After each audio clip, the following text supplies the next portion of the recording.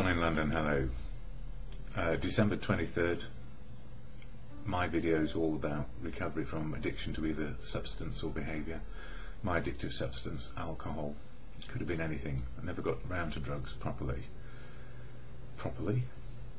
Well, alcohol was my drug of choice, as it turned out. So, alcoholic in recovery one day at a time. So that was my substance, and my behaviour could be equally addictive around people, places and things. People, obsessed, falling in love, falling out of love, places, wanting to be a certain place, not wanting to be a certain place, and things, collecting obsessively, and then throwing them away because they just didn't do it for me anymore. So, I suppose a discontented soul in many respects. And what could I do about it? Well, I found I couldn't do anything on my own. It took a long time to get there, to a place where I said, okay, I can't stop my addiction on my own, either to substance or behaviour, or both. And that was the place of rock bottom. And we can visit rock bottom as many times as we need to, and if we are still alive after the event, then we have a chance. And that moment when I said, I can't do this on my own, was what saved me. But it took me at least 35 years of drinking to get there. And the good news is many people get there a lot sooner and say, okay, this is ridiculous, I can't keep on doing this and it's killing me. But even then, the trouble with addiction is, even though it's killing us, we can't stop. And if I couldn't stop myself, family, friends, professionals didn't seem to have much of a chance either, because there was something in me, the addict, whatever it is, when we cross that line from heavy abuser of a substance or a behaviour into addicted completely and we can't get out of it, or I couldn't get out of it, and the moment of clarity, I can't do this on my own, which is what saved my life. And it was near death more than once for me, and I'm not trying to over dramatise it, it was just the way it was. And the good news is you'll hear that story over and over again from any addict who's trying to give it up. Self-will, run right, self-will, willpower has no real chance, because addiction is something we can't get over. And what a relief to let go willpower. I don't have to be right, I don't have to be wrong, I don't have to be perfect, I don't have to be imperfect. I can just be these days. And that's the general drift of where my videos go. It's all about being ourselves. And what's helped me more than anything over the last few years, is to understand I'm not alone. And whilst family, professionals and society kept me alive long enough to have my moment of clarity, and maybe you'll have to have another one as well, I tend to get a moment of clarity every morning with any luck. I'm still alive and kicking. What helped me most was fellowship, and the fellowship of AA, Alcoholics Anonymous. And if alcohol isn't your thing, there's most likely some anonymous fellowship out there which can help. And we do it through sharing experience, strength and hope. The good news is we retain our unique, authentic take on life. We don't become something else other than unique and authentic. It's the true liberation, if you like, of being oneself without the need to fix. And the fellowship for me, AA, Alcoholics Anonymous, I don't speak for anybody in the fellowship. People speak where they wish, because they are unique and authentic, and they choose where they will speak. And I choose to share on a video simply because it helps me focus as a daily reflection on where I am today, and also maybe to share a message of hope for other people too, who are in the malady. This video is of no practical use to somebody who has not got the malady. It may be of some practical use if you have a problem with the person in your life who has got the malady of addiction. But you can't make them do it. It's the horse and water thing. You can lead a horse to water, but you can't make it drink. Or you can lead an alcoholic to a meeting of the fellowship of AA, but you can't stop them drinking. That's how it is. So what is AA and how does it help me on a daily basis? Well, I share some literature here. I share the AA preamble, which you'll hear off this little card. I don't I try not to memorise it, because if I memorise it, it's a recitation, and then I'm in trouble because I'm on automatic pilot. So fellowship is about not being on automatic pilot. It's about living in the moment. And I share from this book, Daily Reflections, and I'm now sharing from AA's big book as well at the moment, this one, because I have the time to do so. And my advice to you is, if you don't like something you hear here, switch off and go see real people in meetings of AA. It is the many voices in the rooms of AA who provide experience, strength and hope and wisdom of how to keep sober. So I am one voice, and it's not enough for anyone. This may be a bolt hole from time to time, but one voice is not enough, and you need to get your own unique, authentic voice back out of the addiction into the solution, if you like, of being sober a day at a time. So what is AA? Alcoholics Anonymous is a fellowship of men and women who share their experience, strength and hope with each other, that they may solve their common problem and help others to recover from alcoholism. So our primary purpose is recovery one day at a time, to be sober, a desire to be sober. The only requirement for membership is a desire to stop drinking. There are no dues or fees for AA membership. We are self-supporting through our own contributions. AA is not allied with any sect, denomination, politics, organisation or institution, does not wish to engage in any controversy, neither endorses nor opposes any causes. Our primary purpose is to stay sober and help other alcoholics to achieve sobriety. So that's it. Our primary purpose is to stay sober and make sure we don't trample on your values, beliefs and affiliations. So the good news is, in AA, you can belong to what you want to belong to and keep your sense of identity, or improve your sense of identity on a daily basis. Nobody in the fellowship is there to proselytise, as it's called, which is to convert you to their point of view about faith, politics, anything. Just there with a desire to stop drinking and share their experience, strength and hope. And when I share from the AA Big Book in a few minutes, it's really important, because whether you're a man or a woman, you'll find identification, whether you're a man or a woman, or it's a man or a woman story. There is a great similarity in sobriety. We've moved from the problem into the solution, and whether we're male or female, it doesn't matter in relation to sobriety. But getting sober, it does have a big difference.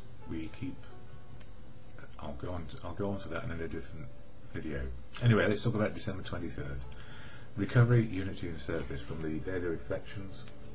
Covers the 12th step in December, obviously, 12th month, 12th step and 12th tradition.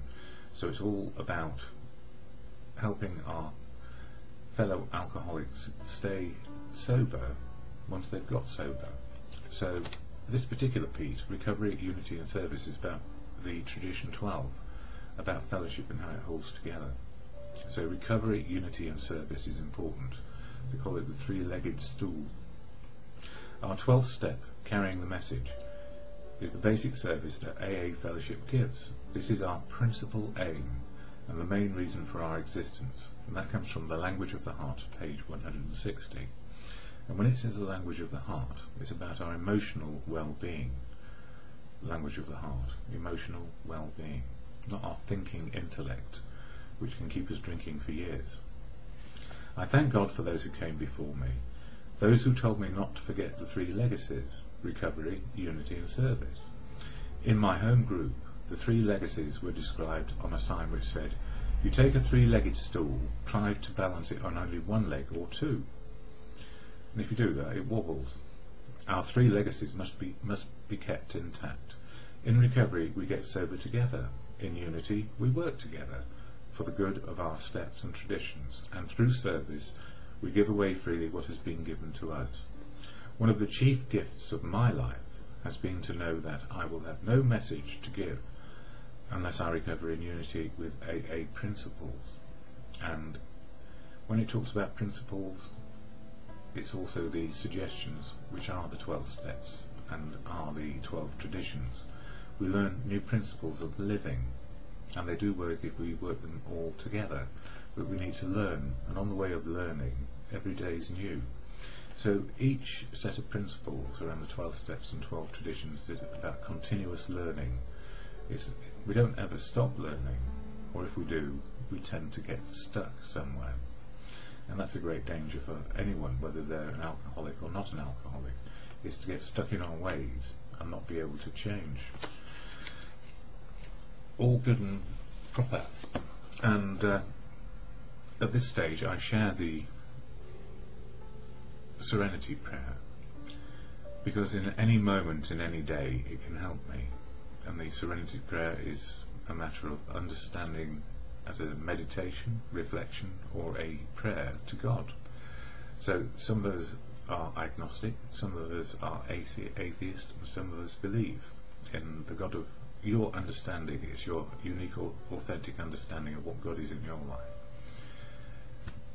And it's important to know that at any time in one's life we can move from being unique and authentic, agnostic, atheist, or believer. And the serenity prayer works in all cases. It's an everyman reflection, if nothing else, to good conscience. So to God of good conscience, the serenity prayer: God, grant me the serenity to accept the things I cannot change, courage to change the things I can, and to wisdom, and the wisdom to know the difference is just for today. And now I shall go on to the AA Big Book. I'm a bit discombobulated this morning. I was watching a programme on, well, a nationwide programme on what to do with Christmas presents which you don't like, or how to receive them without upsetting the person who's giving them, and all sorts of acting and denial and lies comes into their way of handling it. I have a better idea. If we actually said to a person, I love you, at the same time I don't like this present, but thank you very much, never got the receipt, they might be a lot happier than some sort of pretense. And if you stop pretending 1 year, next year you might get what you want, or you might actually get what you need. It may be nothing, or it may be something. But why on earth lie to a person and say, oh, thank you so much? We hurt their feelings more, and we hurt our own feelings more by telling lies. And one thing I've learned in recovery is I don't have to lie so often, or rather I prefer not to lie as often as I used to around things being okay.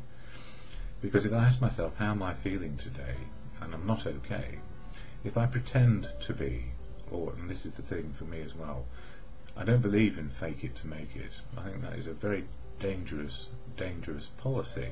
To pretend to like something or pretend to be okay when you're not goes against the grain in me. So I don't believe in fake it to make it, and anybody who's had a relationship in recovery knows you can't fake it, whether you're male or female, because there's no point. Or you just end up doing the same old things over and over again and nothing changes. You're still in denial. Now, in the Big Book, this is a story. It says, have I got it in the right place? No, I haven't. You can tell I'm discombobulated. I don't like the idea that, you know, national television is saying you lie to people. I've had enough of that in politics. Don't get me started. Yeah, the keys to the keys of the kingdom. It says here, this worldly lady helped develop AA in Chicago and thus passed her keys to many. And the keys to the kingdom, or the keys of the kingdom for me is truth, love and wisdom. The kingdom of truth, love and wisdom is where we get real and we live reality. So sometimes it is called the kingdom, sometimes it's just called reality. A little more than 15 years ago, through a long and calamitous series of shattering experiences, I found myself being helplessly propelled toward total destruction. I was without power to change the course my life had taken. How I had arrived at this tragic impasse, I could not have explained to anyone. I was 33 years old, and my life was spent. I was caught in a cycle of alcohol and sedation that was proving inescapable, and consciousness had become intolerable. In other words, reality had become intolerable. And this is going back a long way. I was a product of the post-war Prohibition era of the Roaring Twenties, that age of the flapper and the it girl. And of course the it girl was being back for a decade or two in a different way in our magazines. But the same applies, of course. Most it girls have a problem, because if you're propelled into the stratosphere of experiencing the high end of life, and then how do you cope with the low end of life? That is, when you come down from whatever high you're on. The same applies, and it applies to boys as well. That age of the flapper and the it girl, speakeasies and the hip flask, the boyish bob and the drugstore cowboy, John Held Jr. and F. Scott Fitzgerald, all generously sprinkled with a patent pseudo-sophistication. To be sure, this had been a dizzy and confused interval, but most everyone else I knew had emerged from it with both feet on the ground and a fair amount of adult maturity. Nor could I blame my dilemma on my childhood environment. I couldn't have chosen more loving and conscientious parents. I was given every advantage in a well-ordered home. I had the best schools, summer camps, resort vacations and travel. Every reasonable desire was possible of attainment for me. I was strong and healthy and quite athletic. I experienced some of the pleasure of social drinking when I was 16. I definitely liked everything about alcohol, the taste, the effects, and I realise now that a drink did something for me, or to me, that was different from the way it affected others. It wasn't long before any party without drinks was a dud for me. I was married at 20, had 2 children, and was divorced at 23. My broken home and broken heart fanned my smouldering self-pity in a fair-sized bonfire, and this kept me well supplied with reasons for having another drink, and then another. At 25 I developed an alcoholic problem. I began making the rounds of the doctors in the hope that one of them might find some cure for my accumulating ailments, preferably something that could be removed surgically. Yeah, go for a surgical answer if there's no emotional, spiritual one. Of course the doctors found nothing. Just as an unstable woman, undisciplined, poorly adjusted and filled with nameless fears, most of them prescribed sedatives and advised rest and moderation. Between the ages of 25 and 30, I tried everything. I moved 1,000 miles away from home to Chicago and a new environment. I studied art. I desperately endeavoured to create an interest in many things. In a new place among new people, nothing worked. My drinking habits increased in spite of my struggle for control. I tried the beer diet, the wine diet, timing, measuring and spacing of drinks. I tried them mixed, unmixed, drinking only when happy, only when depressed. And still, by the time I was 30 years old, I was being pushed around by a compulsion to drink that was completely beyond my control. I couldn't stop drinking. I would hang on to sobriety for short intervals, but always there would become the tide of an overpowering necessity to drink, and I was engulfed in it. I felt such a sense of panic that I really believed I would die if I didn't get that drink inside. And, you know, that's a woman in her 30s, or a woman speaking about her 30s, but if you applied it to men in their 30s at the same time, okay, biologically they can't have children, but emotionally and spiritually they would be in the same place. I've experienced those feelings of utter devastation and desolation, and the only thing that seems to work is oblivion. And I did oblivion for a long time, because I worked so hard to improve my outlook. I worked everywhere. I'd do anything, and I would take up any hobby or interest. And once I got to a certain place of what more is there to learn about that, I would move on until I got to a place where every day was going to be the same old work, people, places, things, and especially drink. And it was me. I was the problem, not them. So these days I'm learning a day at a time what it is to be a human. Male or female, we all have the same emotional drives, the same spiritual understanding, one day at a time when we're in recovery. So moving from problem to solution, what helps me in any day is the serenity prayer to God of good conscience, as I mentioned earlier. God, grant me the serenity to accept the things I cannot change, courage to change the things I can, and the wisdom to know the difference, for me, is just for today.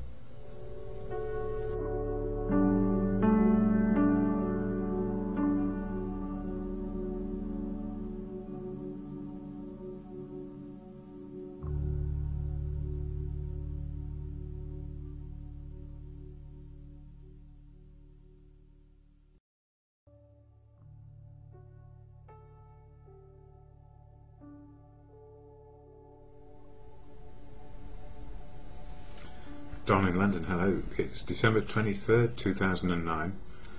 Yeah, Christmas is coming. Oh, it's here. My video is all about recovery from addiction to either substance or behaviour. Addictive substance, alcohol, behaviour, quite addictive. Work, relationships, collecting, materialism, looking right, showing the world that I'm okay, even when I'm not. And that was me through my drinking days, 35 years long, hard drinking. And why? Because it was okay, because that's what people did, because I was a man and I could hold my liquor. And I could, but it actually did change me inside, and I never knew just how much it did until I stopped for a good long period, or what seems quite a long time. But it's always one day at a time these days. So 35 years of drinking, what did it do? Well, it helped me suppress my feelings when I was putting on a brave face, utilising my ego and covering up my fear. Fear of the truth of me, fear of the truth of people around me, fear of not knowing, fear of knowing too much, fear of understanding people.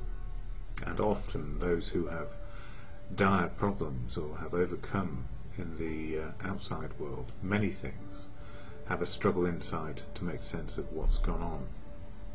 So for me, coping strategies: number 1, drink; number 2, work; number 3, relationships; and keep on trying to be perfect, never realising you can't get there, and never realising it's all in the journey of destiny, not journey to destiny.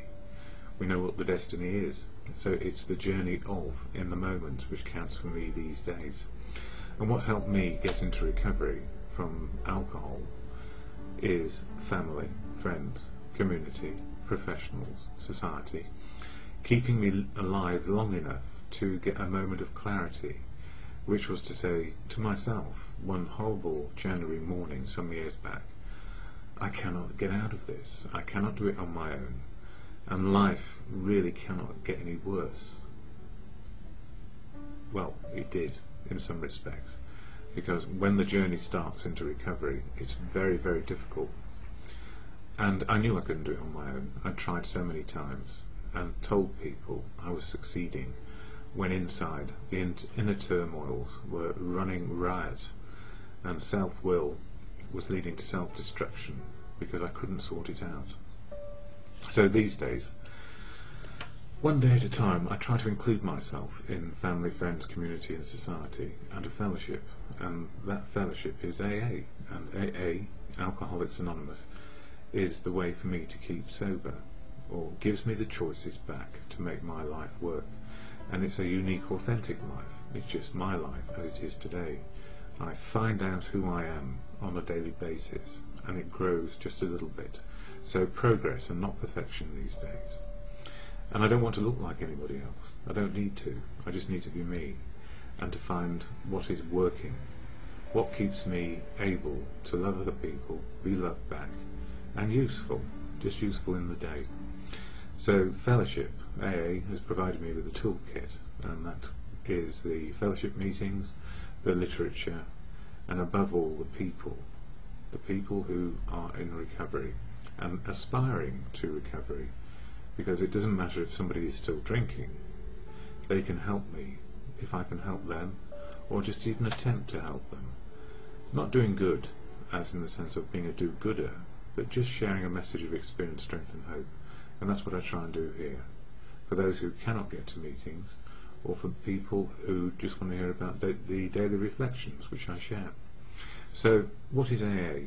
I share this statement of intent, the AA preamble, in my videos, simply because it slows me down into the moment of now and reminds me what is keeping me sober today.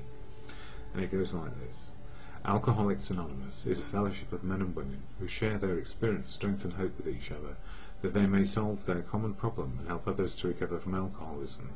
The only requirement for membership is the desire to stop drinking. There are no dues or fees for AA membership. We are self-supporting through our own contributions.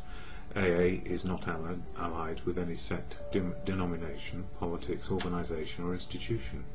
Does not wish to engage in any controversy. neither endorses nor opposes any causes. Our primary purpose is to stay sober and help other alcoholics to achieve sobriety.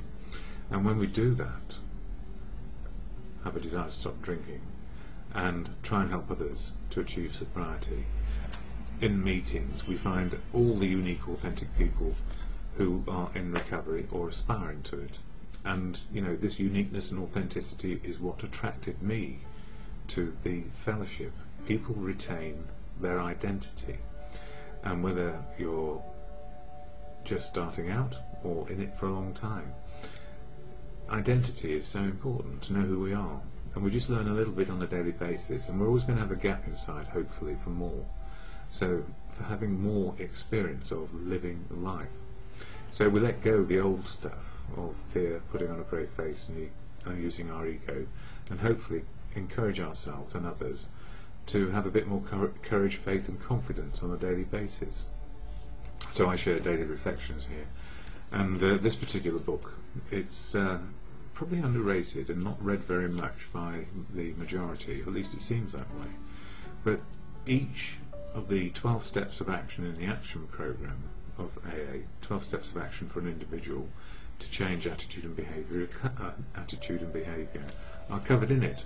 So one a month, one step a month, and it's step 12 this month, obviously being December, and it's all about sharing a message of experience, strength and hope. And it reads today, Recovery, Unity and Service, December 23rd.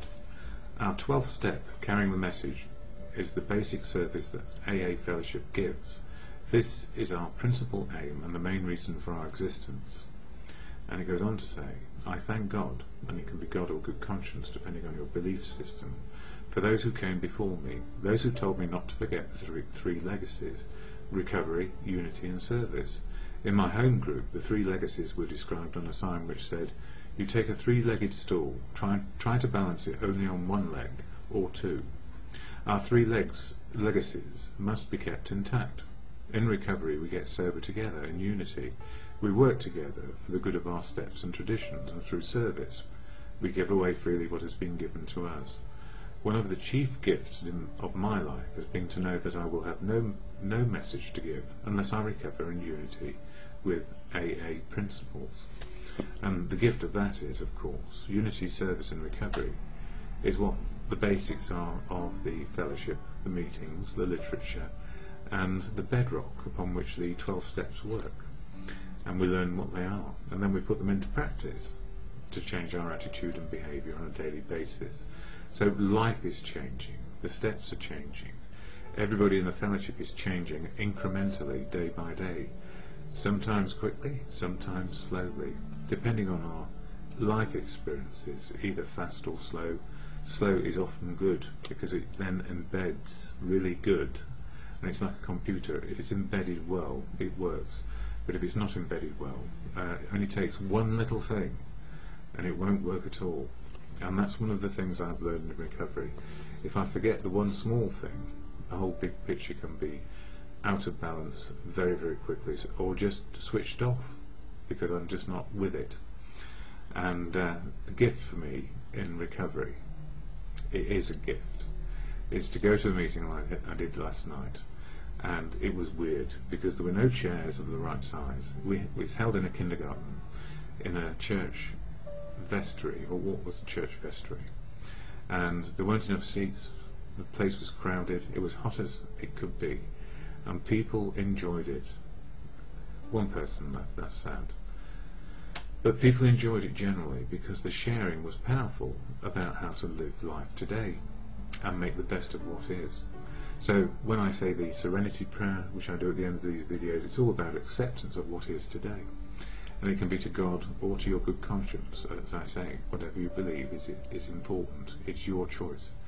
So, to God, grant me the serenity to accept the things I cannot change, courage to change the things I can, and the wisdom to know the difference is, and for me, is always just for today.